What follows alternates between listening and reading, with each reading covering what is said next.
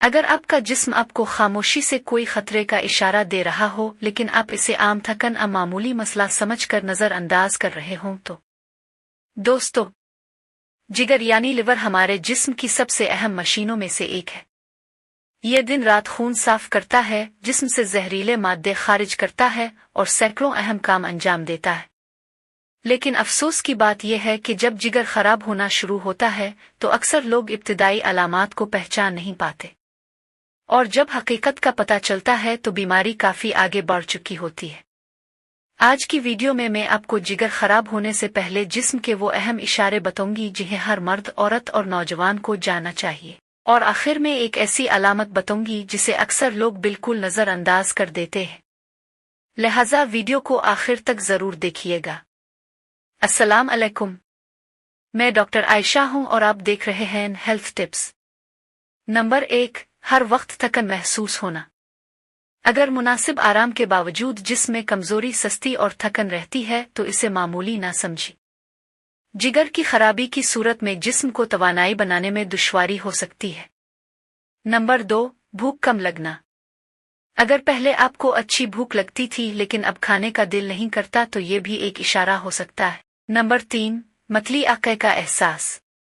बार बार मतली आना, आमेदे में अजीब सी बेचैनी महसूस होना बाज़ औक़ात जिगर के मसाइल से भी जड़ा हो सकता है। नंबर 4, पेट में सूजन। खास तौर पर पेट के दाएं हिस्से में भारीपन या सूजन महसूस हो तो तवज्जो दें। नंबर 5, जल्द आंखों का पीला होना। ये जिगर की बीमारी की मशहूर अलामतों में से एक है। अगर आंखों की सफेदी या जल्द जर्द होने लगे तो फौरन डॉक्टर से रुजू करें। नंबर 6, पेशाब का बहुत गहरा रंग। अगर पानी मुनासिब पीने के बावजूद पेशाब का रंग गैर मामूली तौर पर गहरा हो तो इसकी जांच जरूरी है। नंबर 7, जिस्म में खारिश। कई लोग बार बार खारिश को जल्द का मसला समझते हैं, लेकिन बाज़ औक़ात इसका ताल्लुक जिगर से भी हो सकता है। नंबर 8, वज़न कम होना। अगर बगैर किसी खास वजह के वज़न कम हो रहा हो तो इसे नज़रअंदाज न करें।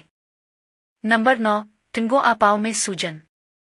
जिगर के बाज़ मसाइल जिस्म में पानी जमा होने का सबब बन सकते हैं। नंबर 10, जल्दी थक जाना। अगर पहले आसानी से काम कर लेते थे लेकिन अब मामूली काम से भी थकावट महसूस होती है तो तवज्जो दें। अहम बात दोस्तों, ये अलामात सिर्फ जिगर की बीमारी की वजह से ही नहीं होती, दूसरी वजूहात भी हो सकती है। लेकिन अगर उनमें से एक से ज्यादा अलामात मौजूद हों तो डॉक्टर से मुआयना करवाना जरूरी है। इख्तिताम, अगर आप यहाँ तक वीडियो देख चुके हैं तो कमेंट में जरूर लिखें और मुझे बताएं आप अगली वीडियो किस बीमारी या सेहत के मसले पर देखना चाहते हैं। वीडियो पसंद आई हो तो लाइक करें, शेयर करें और चैनल को सब्सक्राइब करना ना भूलें। मैं डॉक्टर आयशा हूँ। अपना ख्याल रखें, सेहतमंद रहें और अपने प्यारों को भी सेहत की मालूमात जरूर पहुँचाएं। अल्लाह हाफिज।